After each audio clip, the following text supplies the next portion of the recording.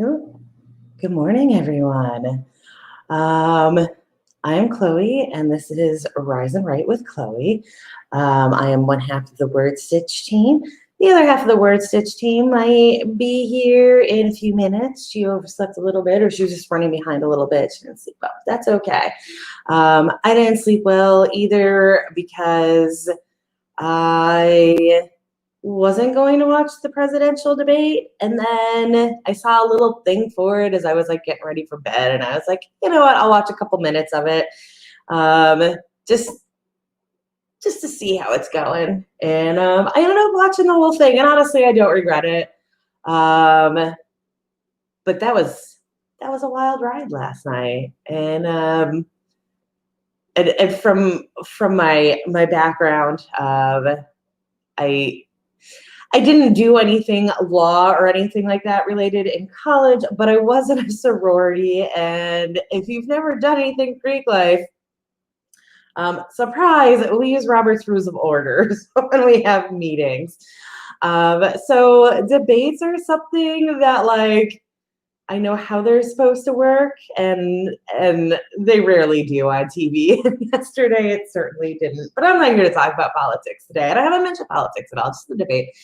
Um, but yeah, I have a kind of crummy morning out there. It's been raining since yesterday afternoon.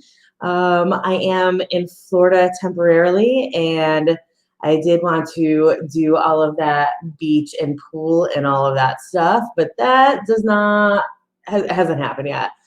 We'll see. Maybe it'll clear up today. The good news for you guys is I don't I don't have any weird lighting on my face today. Everything is looking as good as it's going to with this face. So we are going to be doing 3 sprints today.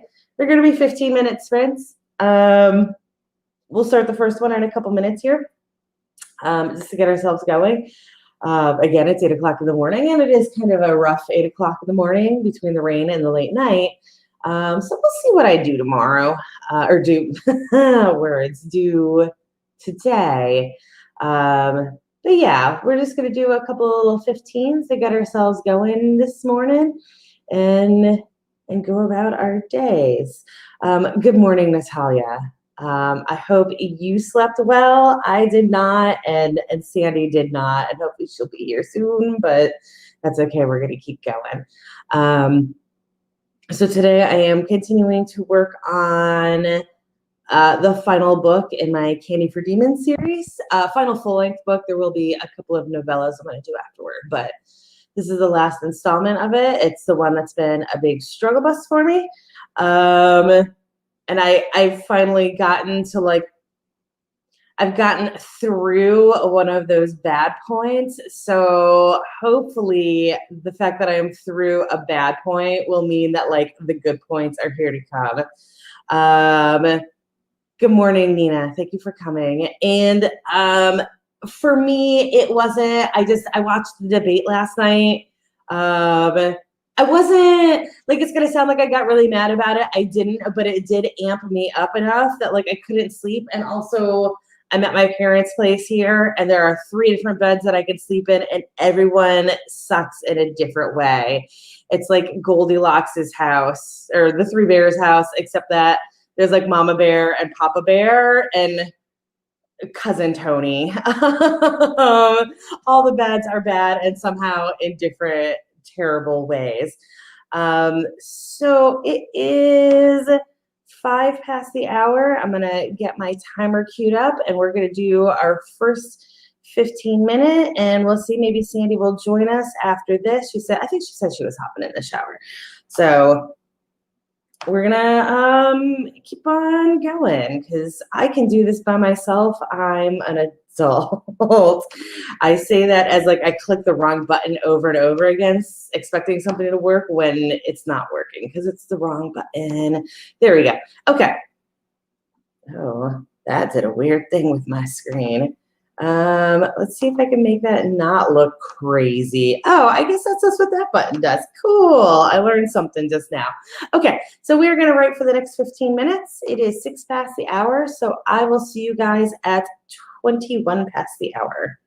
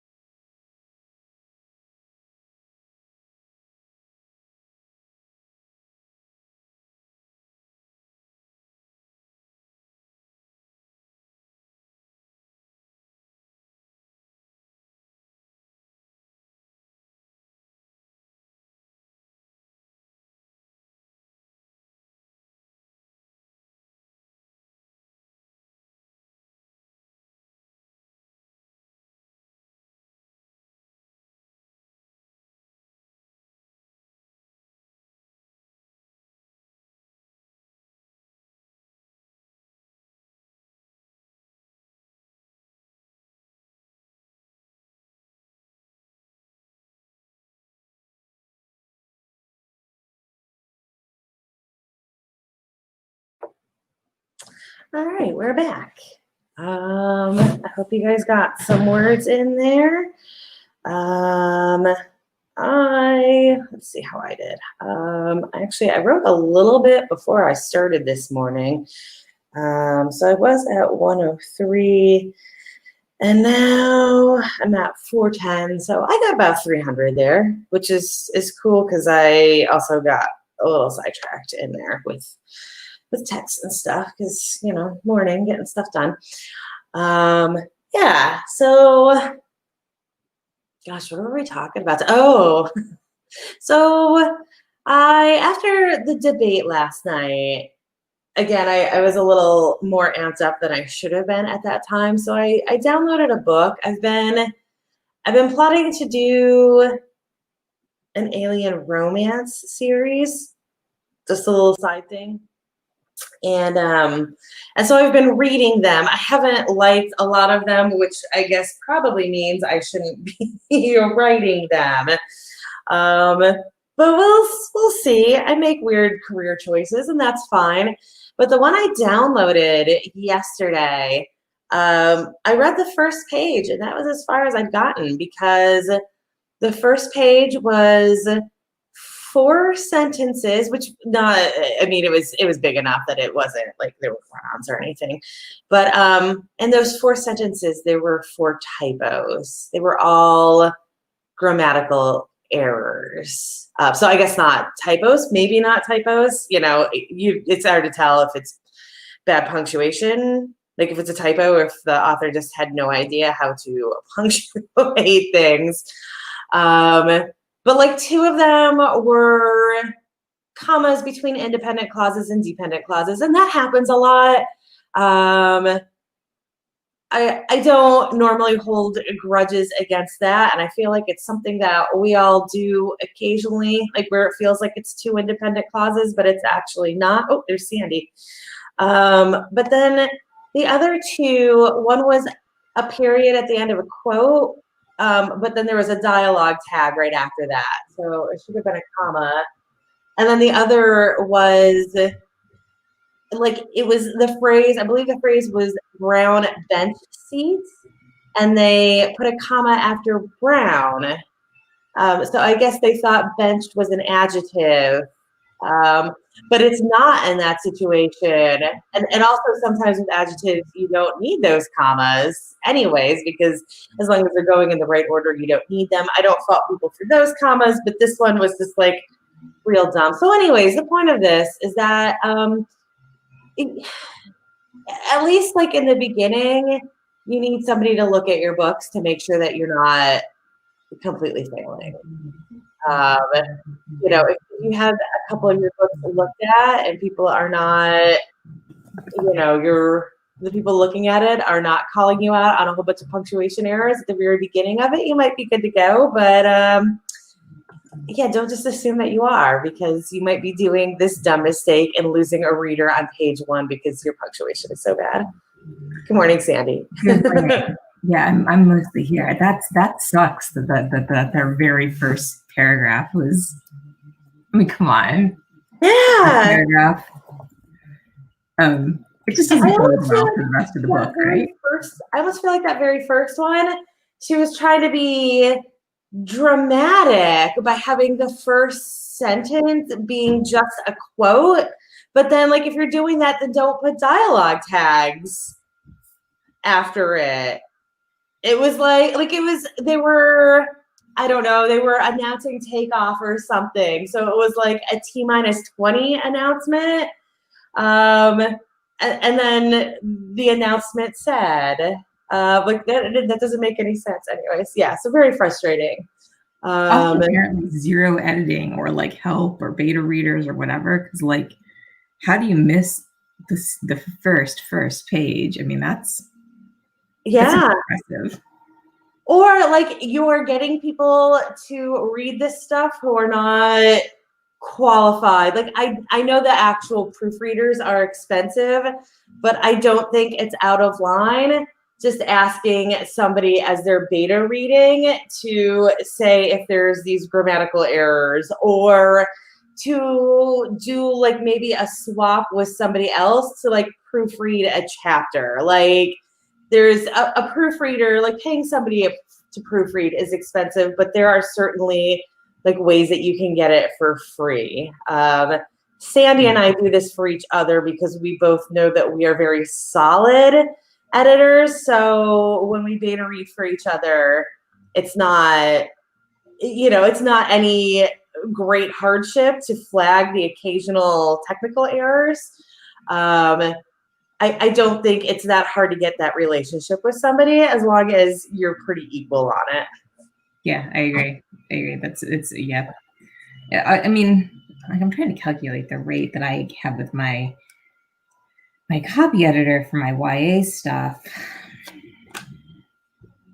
Yeah, it's too early in the morning to do that. Calculations bad. Yeah, I think he charges a per word, right? But the other thing is that there are, like, even if you, I mean, there's different sort of like, there's different editors available, right? So you can get somebody who's gonna charge you thousands and thousands of dollars and be just like a fine-tooth comb, or you could, find somebody who, maybe will go through something a little faster, but be like a little cheaper. You could probably, that person would at least, would hit, like, I think my copy editor is really good for this for me. Like he's pretty reasonably priced for proofreading.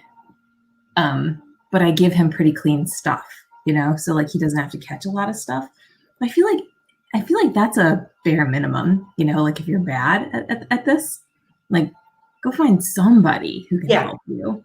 You can even just go on to Fiverr probably. Like, I mean, I know for a fact as to how expensive those people usually are, but I do know that is a service on Fiverr. And the thing is that also it depends on how much you're giving them. So if you give them that first paragraph or that first chapter and use your thinking brain, you can probably catch all of the patterns and say, oh, I'm messing up this particular thing and I'm messing up this particular thing. Like especially with the independent to dependent clause one, that again is a frequent error that I normally don't dock people on, except it was crazy that there were these 4 errors in the first 4 sentences. But that's something that I feel like if you get flagged on 3 times and the 4th time it happens, you should be able to catch it yourself. You should have learned from those first 3 that, oh, this is an error that I didn't realize was an error. Or just in this case, oh, I need to fine-tooth comb my own punctuation because I am messing up my own punctuation. Yeah, I mean, I think it's hard to fine-tooth comb. I think most people have a very difficult time, even if they know the rules, which most people don't. Oh, right. So, like, for sure, for me, people will catch all kinds of stuff in mine. I'll catch stuff later and be like, oh my God, how did I miss that freaking comma? Oh, yeah. My biggest like dumb thing is I put on the wrong pronouns. I constantly use the wrong pronouns, and I'll read it like the 17th time, and I'm like, wait, whose elbow was that? No, that had to be his elbow, not her elbow. Okay, like, why was he kissing his elbow? Come on now, this is really yeah. But that's so normal, like, and it's the kind of thing where your eyes pass over it. Mm-hmm. So it's, I don't know. Definitely, I am looking forward to the day when I'm doing well enough as a writer that I have like a proofreader who I just like hand my stuff over to for like, several $100s and go, here. I don't care. Let me throw money at you. Well, yeah, because otherwise you're in like yes, like we can proofread each other's to a certain extent, but we write so much it's hard to actually like pull it off, So yes, I think that's you might actually make it this year. I hope you do. I hope I do too. It's funny. I was not expecting to, I was really hoping, but I was not expecting to hit 100 this month. And now it looks like I'm actually, let me see what the actual number is. Hit 200? Hit 200. No, not even a little bit. Not even a little bit. But I wasn't sure if I was going to hit 100. And now I'm already at 127. So like, I mean, I'm definitely like, that's a third more than I was expecting to get. That's So awesome. yeah. So like, I mean, when you put the actual numbers on there, it's meh, but the actual like percentages and like looking at my book report is crazy right now because you know when you see them on 20 books and there are these like little flat things and they suddenly go whoo, like that's mine right now, except that it's a single That's month and I don't know if it's sustainable. But even if I don't sustain it through October and November, I feel like I'm going to have a really good December because I've got a Christmas story. that's awesome. Yeah. Okay. Let's write though. It Okay. is 32 past. So we are going to write for the next 15 minutes. And I am going to math that. That is going to be 47. We'll see you guys at.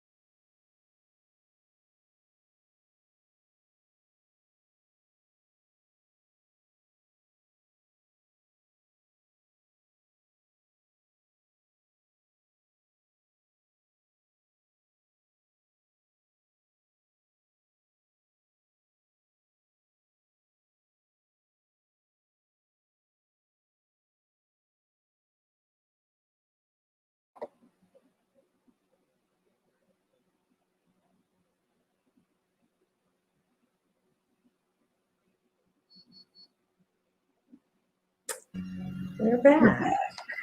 Um, How'd you do, Sandy? What are you working on today? We didn't. Oh, we no, didn't no. really ask that. I'm doing my infertility memoir, and I am, so that was 452 words for me. And I should have been able to finish today, except I think that I'm going to need one more chapter beyond what like my word count target is. So like the target was 66,000 words. I'm already at 65,000 words, but I still have 3 chapters left. So it's okay. It's all right. I think you're okay. Yeah, no, I mean, I'm feeling really good about that. That was primarily done in September. So like to get to the 66,000, I mean, that was my goal for the month, right? Was to just reach that word count. And it was a substantial amount of writing, given that I didn't even start it until like a few days into September. Like I think I switched course possibly a week in. So I've been on fire. Yeah, you haven't been working on this very long, and that's fantastic. I don't know, it's really good. I feel like occasionally you just have those projects that kind of come right out. I know, like the series that I'm working on, you were there for most of it. I wrote Clara in I think 17 days, and it was great. Like that story just popped right out and was really good right off the bat. I really didn't have to do that much editing, which was great because I went from like day one writing to publishing it in 6 weeks to make the Christmas rush. So yeah, it's really good to have those. And I try to like remember that when I'm slogging through the bad stuff. That like this will be okay. If this one is bad, then the next one will hopefully be a good one. It's not, this isn't a lightning thing. It doesn't strike once.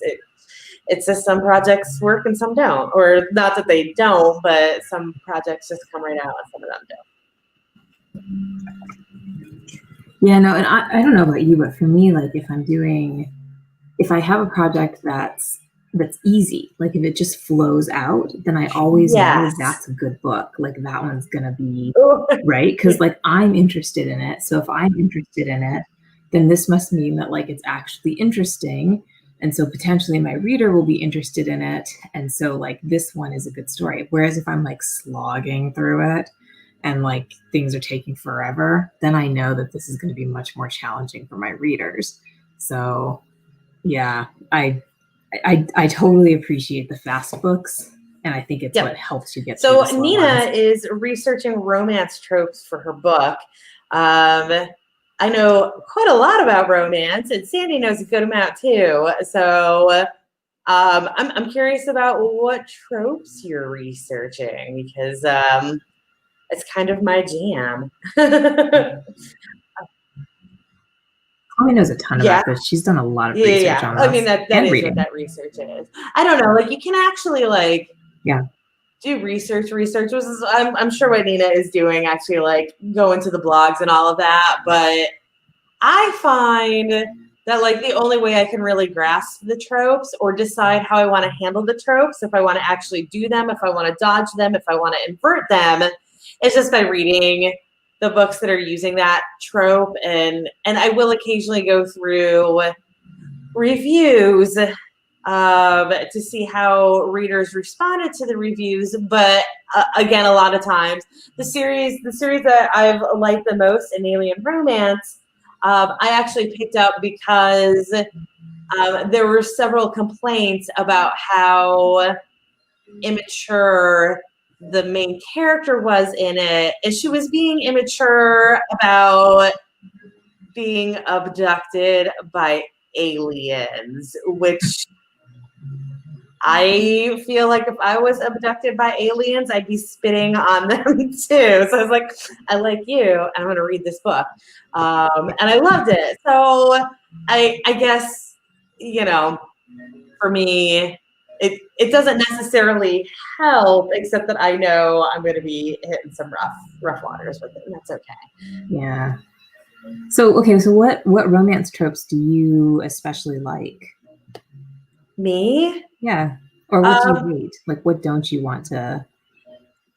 It's funny because like when I say that I don't like tropes, a lot of them I end up it's like the ones that I like, I end up having the biggest issues with, and the ones that I don't like, it's the opposite. I end up loving those books the most. And I think it's because of how they use those tropes. So like I love the secret baby trope. Um, which is where there was like a one night stand or relationship that dissolved, and she was pregnant at the end of it and doesn't tell him, and then later on they reconnect. And I love that trope. I love the concept of it, but like I get really mad at how it's utilized. Because a lot of times it ends up being her apologizing to him for not telling him when actually she made the right choice because he was a raging dickwad or whatever at the time, and he's since grown. And how could you possibly know that? So I love that trope, but can't. Yeah, get mad at it a lot. But then on the flip side, with doing this alien thing, I don't like the abduction trope. It's funny because a lot of them are abduction for breeding purposes. For some reason I'm totally fine with the breeding side of it. I don't like the abduction side. But that just means that if I do like the book and it has abduction in it, I like it that much more because like you took a trope that I hated and you still made a good book out of it. And for me, writing, I would say I'm pretty notorious for doing the one bed trope. The I'll what? do one bed. Oh, mean like, oh, we got to share a bed. Yeah, all three of the Candy for Demons books that you've read are one bed. I like one bed trips too. I think it's great. And I feel like the reason it works for me is because I've absolutely shared beds with friends many times and not had anything happen. So even though it's obvious that things are going to happen because they shared a bed, it's actually not an unbelievable trope to me that they would be in this situation that, Locke would say, look, I can't protect you if you're not in this room. Or, I guess Eloise was a modification of it because they went on a journey together and you're camping together and you really don't have a tent. So here we are. And then the insanity that was Metal having a little tiny shack that he comfortably lived in. I don't know. That was a weird one. No, I've loved like one bed tropes since since I was reading like Anna Green Gables type stuff, and like one bed tropes were, really, really, really clean type things where we get caught in a snowstorm and like have to sort of like sleep in the same house. Got it. I've never read Anne of Green Gables, so I don't know, but yes, I can see absolutely yes. I think that may have been the Emily of New Moon series, which was like so much more romantic. And I loved it. And who's the character? Emily gets caught in a snowstorm with Teddy. What other tropes do you like? What are your go-tos? Well, what have I used? I like I don't know if this is a trope, but I like sort of like the enemies to lovers kind of trope. 100% a trope. Yeah, this is definitely like one of my favorites because I think that the like sexual tension is the most fun in those. And then I also like friends to lovers tropes where there isn't the sexual tension that you think that there should be, and then something like changes. But I don't know, this is probably part of what marks me as like a better chick lit person than a romance person, right? Like I've done a secret baby one. It's probably one of my best, but then I turned it into like this whole abortion thing because I'm that person. So like there's this whole like, should she keep the baby? Should she not keep the baby? How's the new guy? It's not his baby. Like, how's he gonna handle it? And I, because I'm a crazy feminist, raging feminist, awesome feminist, yeah. I felt the need to make my hero like very concerned about her choice in the matter. Like, so I don't know. I'm not sure I can pull that trope off. Oh, I mean, that's kind of my catnip though. Like stuff like that. I don't know. Because it's that fantasy element. And like I feel like especially for women, it's so important that our partner says, I want you to have complete choice in what's going on because we get so little of that in our lives. Yeah, right. So like Yeah. my romantic hero is all like, it's gonna be your choice. I'll be there for you no matter what. And to me, this is Right. And so then not super be romantic. belittled for our choices. That's also, yeah, like this is what I want to choose and I want your support and not your The judgment. questioning. Yeah, Um, yeah. oh, hey, Leora. We are actually just getting our last sprint right now.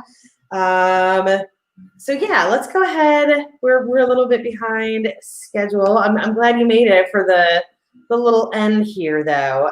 And I'm forgetting how to do this. One day I will get the pattern down on how to do all of this on my own computer, but that's okay. So we're gonna write for the next 15 minutes. It is 2 of the hour, so that takes us to 13 past. And then we'll say our farewells and let you guys know what's going on the rest of the week for us. Good luck, everybody.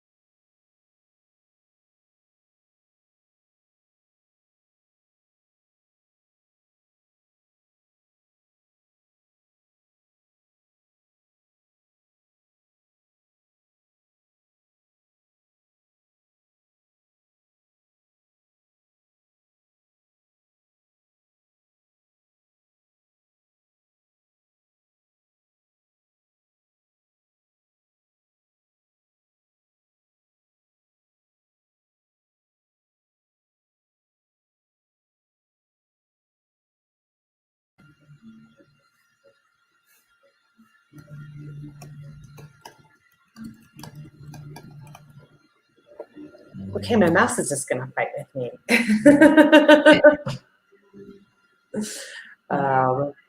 I don't know. I'm on a laptop, as probably everybody is these days, but the touchpad sucks on it. So I always use my mouse, but again, I'm traveling and I'm at a weird table. I have my mouse with me, but I'm at a weird round table and everything is awkward here. So trying to use the touchpad, failing. How did you do, Sandy? Nice. I am. That was 442, so about the same as last time. Nice. Yeah. This is my final IVF cycle, and so I'm writing the like IVF in a pandemic chapter. There's so much I can say. Yeah. Also, that home stretch, I don't know about you, but I always write a lot faster in that home stretch. I do too. I write faster when I know it's almost over. It's and this is almost over. So yeah, like hopefully I'll have this chapter done by like the end of the morning. I'm gonna pop over to Natalia's writer's block party after this, and maybe I'll have that. Maybe I'll have that and the next chapter done by the end of the morning. We'll see. I've got some other stuff I need to be doing on breaks. So yes, I wrote 440 there.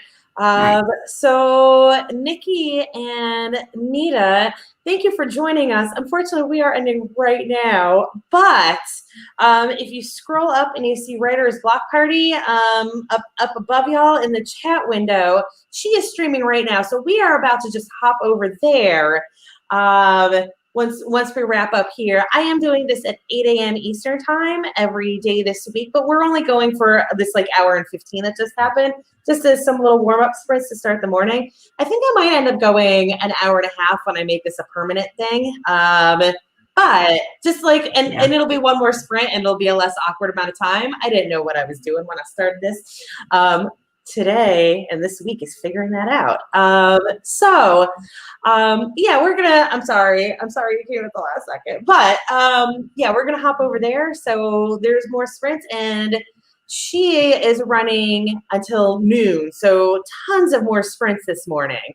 Yeah, that's about it for me. How about you, Sandy? I think that, I mean, yeah, like I'm popping over there myself. I've got a fairly busy schedule this morning, and then tomorrow I can't be here for our thing, but I will be back on Friday. Yay. Yes. So yeah. So hopefully we all get tons of stuff done.